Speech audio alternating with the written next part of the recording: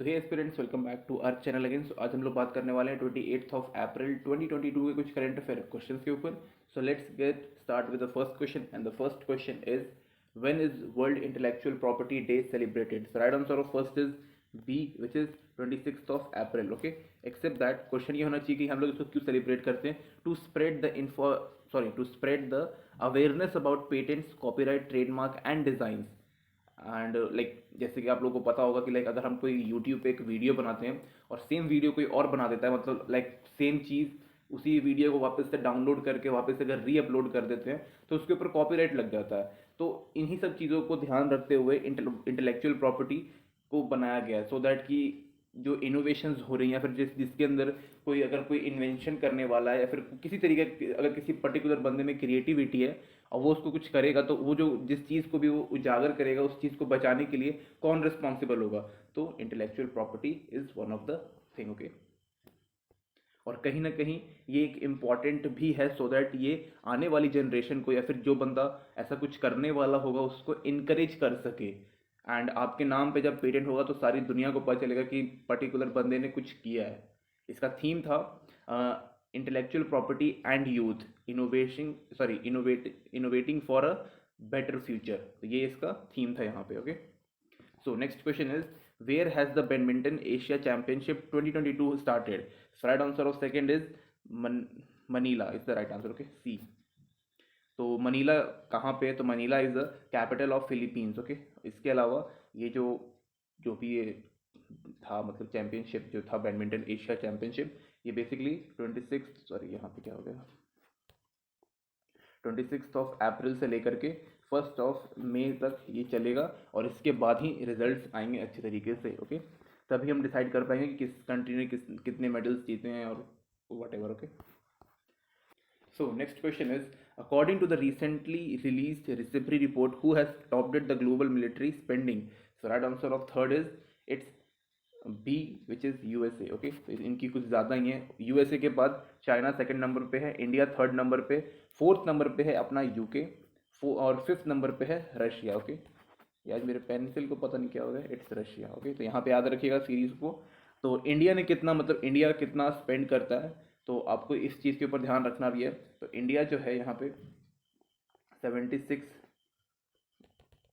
Okay 76.6 billion dollar. Okay, तो इस चीज़ को आपको याद रखना है कि हमारा जो इंडिया है वो इतना स्पेंड करता है मिलिट्री के ऊपर, जिसमें से अराउंड 40 to 45 बिलियन जो है वो कहीं ना कहीं सैलरीज और पेंशन में चले जाते हैं। मेरे को ये करेक्ट फिगर याद नहीं है, वो बिलियन में ही है या कितने में, बट कुछ 40 से 45 एक फिगर है जो सैलरीज में ही चले जाती है, सैलरीज और पेंशन देने में। ओके, और जो बचा हुआ होता है उनसे हम बाकी के इक्विपमेंट्स, वेपन्स, मिसाइल सिस्टम्स, ये वगैरह वगैरह चीज़ें लेते हैं। ओके, एक्सेप्ट दैट सिप्री यहाँ पे दिया हुआ है, सिप्री की बात कर रहे हैं यहाँ पे। तो सिप्री का फुल फॉर्म क्या है? तो it's Stockholm International Peace Research Institute. कहाँ पे है? तो ये सोलोना नाम का जगह है, SOLNA। ओके, ये कहाँ पे है? तो ये स्वीडन में है। और जो आपने फर्स्ट सुना, जो सिप्री का फुल फॉर्म का जो फर्स्ट वर्ड था स्टॉकहोम, स्टॉकहोम जो है वो कैपिटल है स्वीडन का। ओके, तो ये कुछ मैंने इन्फॉर्मेशन दे दिया आपको इसके ऊपर। So moving to the next question, which states Jamtara district has become the first district to have library in every village. तो ये काफ़ी अच्छा एक बात है, इससे एजुकेशन को काफ़ी प्रमोट मिलेगा। एंड मैंने तो अपने चैनल पे लिख दिया हुआ है, education is the fourth pillar of democracy. अगर आपके पास नॉलेज है तो आप आगे बहुत कुछ कर सकते हो। तो right answer of fourth is C which is Jharkhand. और जामताड़ा के ऊपर एक चीज़ और मैं छोटा सा और बताता हूँ कि ये एक स्कैमर है यहाँ पे, मतलब कि कुछ यहाँ सबसे ज़्यादा स्कैम कॉल्स होते हैं। ओके, और OTP वगैरह से करके पैसे निकाल लेते हैं। Next question is in which country did the world oldest person Kane Tanaka has died at the age of 119। So right answer of fifth is B which is Japan. तो Japan में काफ़ी लंबी उम्र के लोग रहते हैं, शायद उनका इन्वायरमेंट हो इसकी वजह से। एंड काफ़ी अच्छी बात है, मतलब मर गया इसकी अच्छी बात नहीं है, मतलब कि इतने लंबे समय तक लोग जिंदा रहते हैं तो वो अच्छी बात है। अराउंड 100 साल में अराउंड आप 2 से 3 जनरेशन आप देख सकते हो अपने आने वाले। Okay, so next question is where is Conjum Day celebrated? So right answer of sixth is A which is Manipur is the right answer. यहाँ पे हम कॉन्ज्यूम डे के बारे में थोड़ा सा एक्स्ट्रा जानेंगे। तो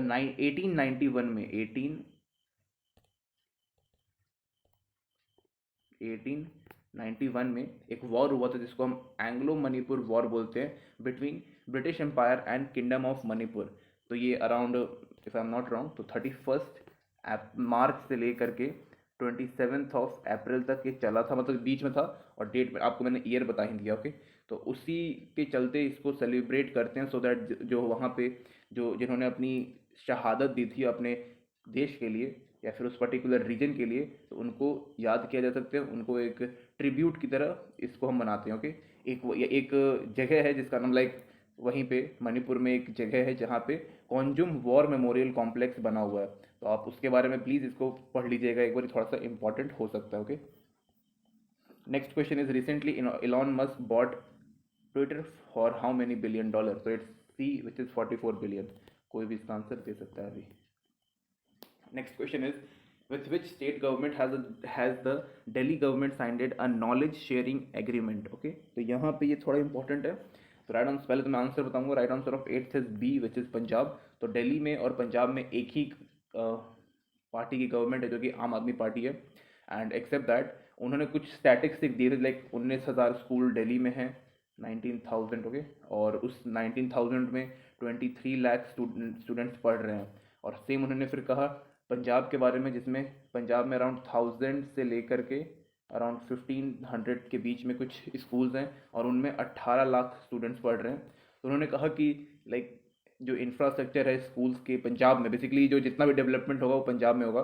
तो जितना भी डेवलपमेंट है, साथ में जो लैब्स होते हैं या फिर स्पोर्ट्स फैसिलिटीज़ होती हैं और जो टीचर्स होते हैं, वो सब कुछ उनको मतलब एकदम बेस्ट करना है, सो दैट कि ये एजुकेशन पे फोकस कर सकें और फिर नेक्स्ट लेवल पे फिर हेल्थ पे भी ये फोकस कर सकें। एंड तभी जो मतलब जो उन्होंने दिल्ली में किया था वो सेम वो अभी पंजाब में करना चाहते हैं, ओके। वो फ्री 300 यूनिट जो बिजली बिल था उस वो भी उन्होंने बोला है कि लाइक जून या फिर जुलाई से शुरू हो जाएगा। तो ये भी काफ़ी अच्छी बात है। सिर्फ नेता लोगों को नहीं मिलना चाहिए फ्री में, जिन्होंने वोट दे के उनको बनाया उनको भी मिलना चाहिए, okay. So next question is, who has release the book titled the Sikh history of Indian East India, okay. So right answer of 9th is A which is Naveen Patnaik. Naveen Patnaik Patnaik कौन है आप जान सकते हो, ओके। काफ़ी फेमस पर्सनालिटी है। So next question is, which country has created the Guinness Book of World Record for the highest number of simultaneously hosting the national flag? ऐसे काम सिर्फ इंडिया कर सकता है, B is the right answer. तो कितने numbers पे record बन गया? तो यहाँ पे 78,220 पीपल थे, ओके। इन्होंने सबने मिल करके अपने तिरंगा झंडा को ऊपर करके फहराया और उसके बाद ये रिकॉर्ड बन गया। तो ये कहाँ पे रिकॉर्ड बनाया गया? भोजपुर, ओके। भोजपुर कहाँ पे है? बिहार में। किसके नेतृत्व में ये सारा काम किया गया? तो union home minister Amit Shah ji वहीं पे थे, ओके। तो उनके हिसाब से हुआ सब कुछ। Next question is, which state has become the first state in India to start a digital ticketing system equipped bus service? Right answer of 11th is C which is Maharashtra. As such extra information इसमें कुछ है नहीं।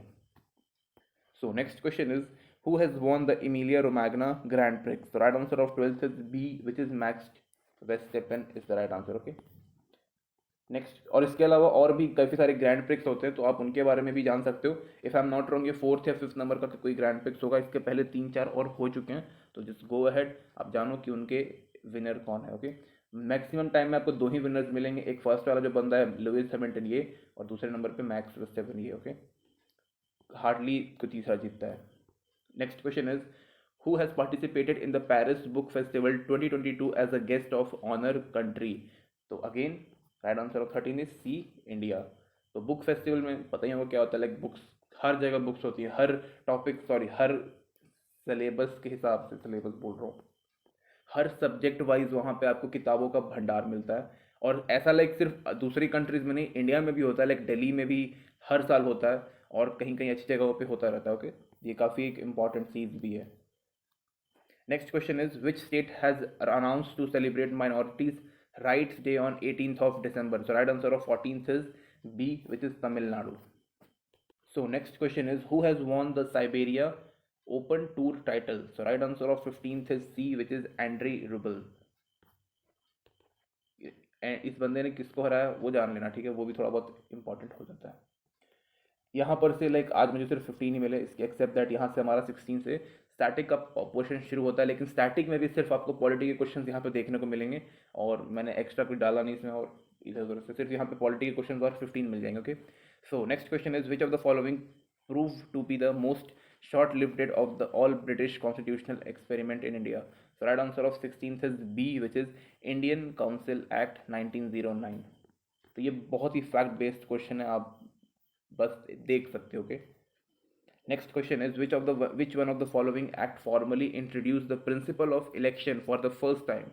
So right answer of 17th is A, which is Indian Council Act 1909. तो principle of election for first time India में introduce किस act के through किया गया था? तो वो ये है। तो ये क्वेश्चन इंपॉर्टेंट हो सकता है, ठीक है। Next question is, which of the following act gave representation to Indians for the first time in the legislation?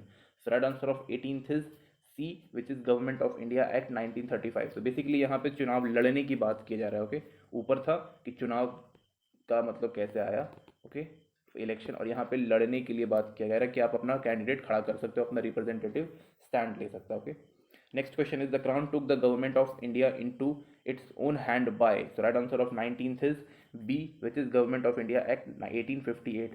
क्यों लिया था? बिकॉज सिपॉय म्यूटिनी हुआ था, आपने मंगल पांडे जी के बारे में सुना ही होगा, फर्स्ट शहीद फॉर इंडियन इंडिपेंडेंस उनको बोला जाता है। एंड जब वो सब हो गया था सिपॉय म्यूटिनिटी, तो उसके बाद फिर विक्टोरिया मैडम ने सारा का सारा भाग दौड़ इंडिया का अपने हाथों में ले लिया था। ओके, ताकि आगे भी ऐसा कुछ ना हो। तो देखो क्या हो गया आगे। Next question is, consider the following statement, the Indian constitution is unwritten constitution. सबसे बड़ी गलती है, रिटन कॉन्स्टिट्यूशन बिल्कुल, largely based on Government of India Act 1935, बिल्कुल बात सही। तो right answer of 20 is B, which is 2 and 3 is the correct. Next question is, the Cabinet Mission to India was headed by? So right answer of 21st is C, which is Lord Pethwick Lawrence. ये assistant grade 1992 के exam में पूछा गया। Next question is, the Constitution of India was adopted by the? So right answer of 22 is C, which is Constituent Assembly. तो इस चीज़ को आप याद रखिएगा, काफ़ी कॉमन क्वेश्चन है और काफ़ी बार पूछ देता है, टीचर्स एग्जाम 1994 में पूछा था। Okay, next question is, the Constituent Assembly for undivided India first meet on? So right answer of 23rd is B, which is on 9th December 1946। इसको आप सर्च कर सकते होगे, इसको आप सर्च करके एक बार आराम से पढ़ो इसके ऊपर। Next question is, when the Constituent Assembly for the domain of India resemble on the 31st October 1947 it reduce membership was? Right answer 24th is A, which is 299। आज का थोड़ा फॉर्मेट मैंने चेंज कर दिया बिकॉज मेरा net issue था और मेरे को और क्वेश्चन मिले नहीं, तो ये थोड़ा पहले का मैंने रखा हुआ था, तो ये मैंने आपको बताया। Okay, next question is, who among the following was the constitutional advisor to the Constituent assembly of India? Right answer 25th is it's A, which is doctor BN Rao. ओके, और उसके बाद ड्राफ्टिंग कौन थे ड्राफ्टर हमारे? तो वो BR अम्बेडकर थे, one of the most finest personality. Okay, unique, one of the unique person। Okay, next question is, the constitution of India was enacted by constituent assembly set up? So right answer of 26th is B, which is under the cabinet mission plan 1946, B is the right answer। next question is, the constituent assembly which framed the constitution for independent India was set up in? So right answer of 27th is B, which is in 1946। तो 1946 में constituent assembly setup हुई थी ताकि वो हमारा constitution बना सके। Who, next question is, who presided over the inaugural meeting of constituent assembly of India? So right answer of 28th is A, which is Sachchidanand Sinha. इनके बारे में भी आप पढ़ सकते हो, काफ़ी इंपॉर्टेंट और बड़े पोस्ट पे हो रहे हैं। Next question is, who among the following was the chairman of drafting committee of India constitution?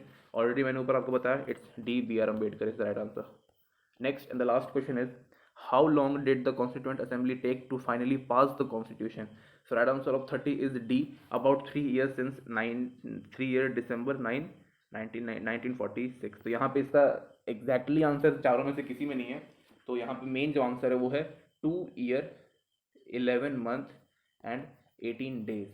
इस चीज़ को आप लोग याद रखिएगा, यही है। किसी किसी बुक में यहाँ पे आपको 17 दिख जाएगा लेकिन वो गलत है, यहाँ पे 17 days दिख जाएगा लेकिन वो गलत है, 2 year 11 month and 18 days ही दिया हुआ, ठीक है। इसलिए यहाँ पे जो आंसर है वो अबाउट 3 years दिया हुआ है, कि अराउंड लगभग कितना 12 या 13 दिन के बाद तीसरा साल शुरू हो जाता।